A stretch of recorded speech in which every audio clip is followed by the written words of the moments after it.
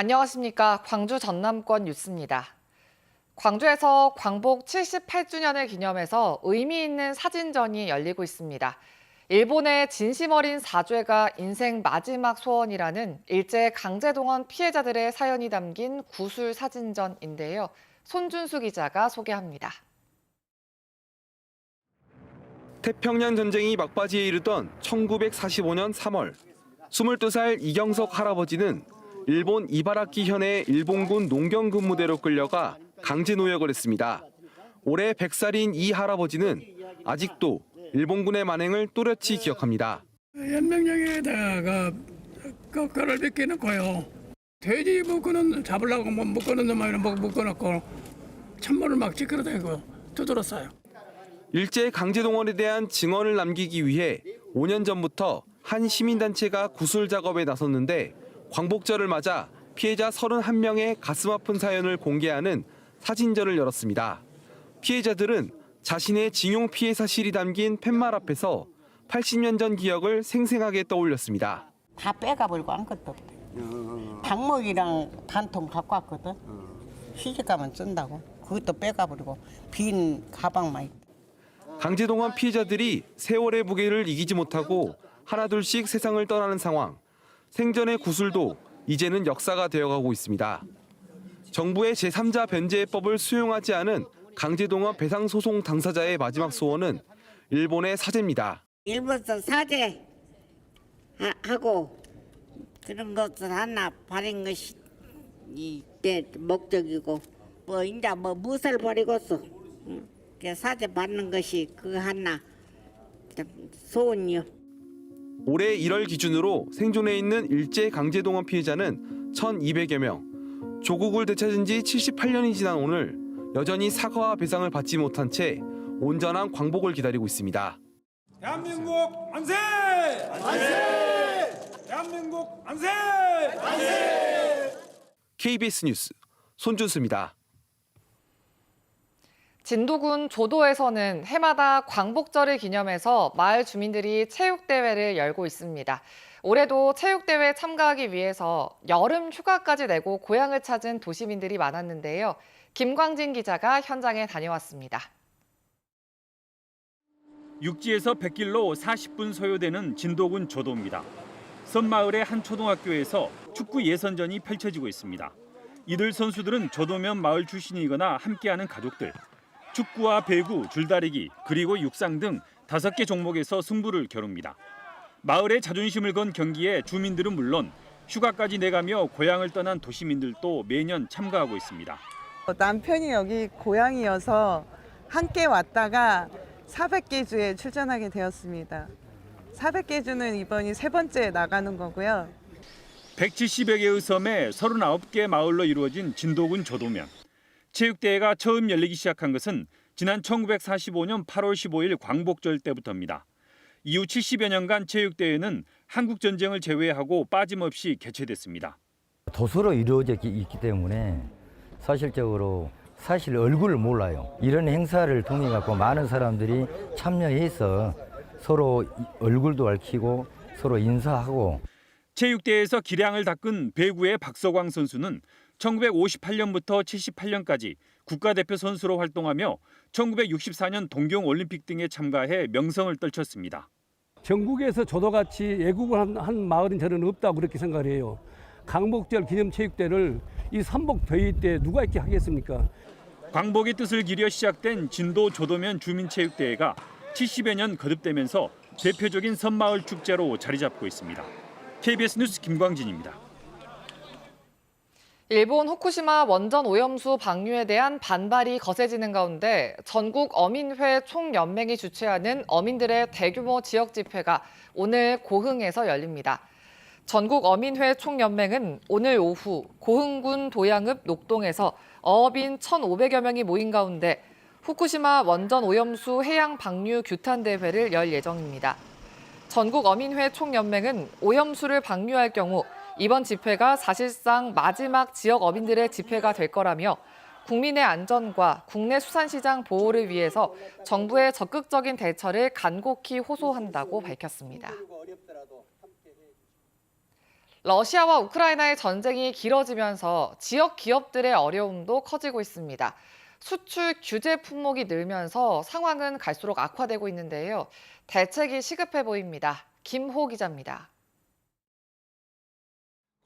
러시아로 생활용품과 식품 등을 수출하는 전문 무역 상사를 운영하는 김준현 씨. 한 해 많게는 300만 달러, 우리 돈 40억 원 규모로 수출하는데 러시아 우크라이나 전쟁이 터진 지난해에는 150만 달러에 그쳤습니다. 국제 금융 결제망이 막혀 있어서 기존에 송금받았던 송금수가 막혔습니다. 그래서 그 수출했던 대금의 상당 기간 지체돼서 수출하려고 준비해놨던 그런 품목들을 수출하지 못함으로써 지난해 광주 지역 업체들의 러시아 수출 금액은 약 1억 8,800만 달러. 전년 동기 대비 절반가량 줄었는데 전남 지역 업체들의 러시아 수출액도 13% 감소했습니다.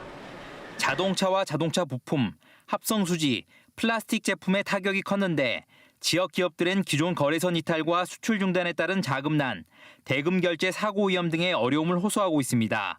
수출 기업들의 상황은 갈수록 나빠지고 있습니다.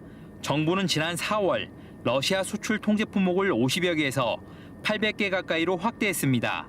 기존 수출이 중단돼서 은행으로부터 신용등급 같은 것도 내려졌고 금리 인상 등의 어려움으로 자금난이 부산 같은 경우에는 똑같은 러시아 수출 중단 기업들을 대상으로 긴급 수출 지원 바우처를 지금 내놔서 러시아 수출 의존도가 높은 업체들의 생존을 위해 대체 시장 확보, 마케팅과 금융 지원 등 정책적 관심이 시급합니다.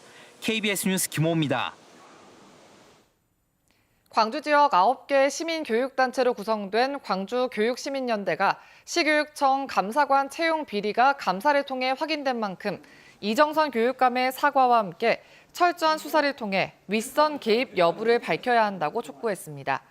이들은 감사원 감사 결과 인사 담당자가 교육감의 고교 동창에게 유리하도록 점수 조작을 지시한 사실이 밝혀졌다며 교육감은 고위공무원 채용 절차 비리에 대해 사과해야 한다고 주장했습니다. 최근 5년 동안 광주시 교육청과 전라남도 교육청 교권침해 지원기관에 접수된 유치원 교사 상담 신청이 25건으로 집계됐습니다. 국회 교육위원회 안민석 더불어민주당 의원은 교육청으로부터 제출받은 자료를 분석한 결과 코로나19 이후 교권 침해 사례가 증가하고 있다며 학부모와 유치원 교사 간 체계적인 소통 창구를 마련해야 한다고 주장했습니다.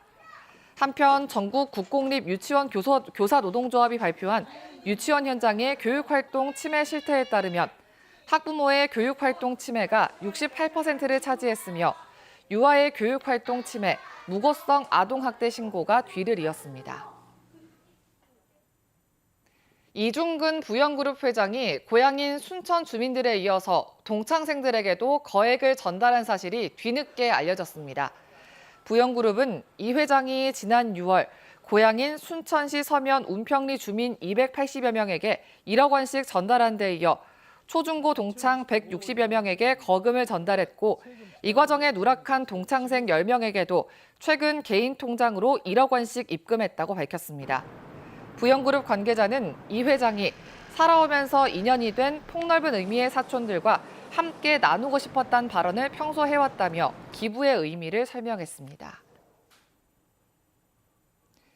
최근 광주시의회가 도시계획위원회 회의 공개를 거듭 촉구한 가운데 강기정 광주시장이 회의 공개 여부는 위원회에서 정할 수 있도록 하고 공개될 회의록은 논의 내용 맥락이 파악될 수 있도록 작성해 제공하겠다고 밝혔습니다.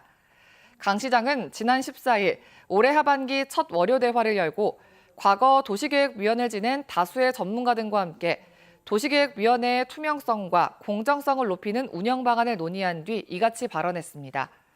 앞서 광주시의회는 지난달 제318회 임시회에서 도시계획조례 일부 개정 조례안 2건에 대해 공개 방법 등에 대한 수기 과정이 더 필요하다며 모두 심사를 보류했습니다.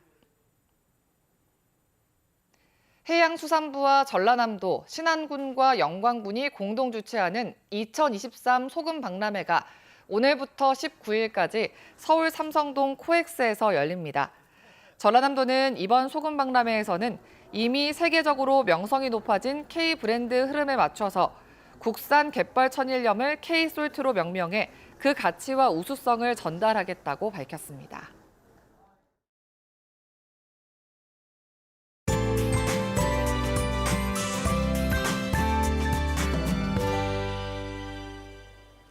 밤낮 없이 더위가 이어지고 있습니다. 요즘 밤에도 열기가 식지 않아 어제도 여수가 26.3도, 순천과 목포, 신안 등은 25도 안팎으로 열대야가 나타났습니다.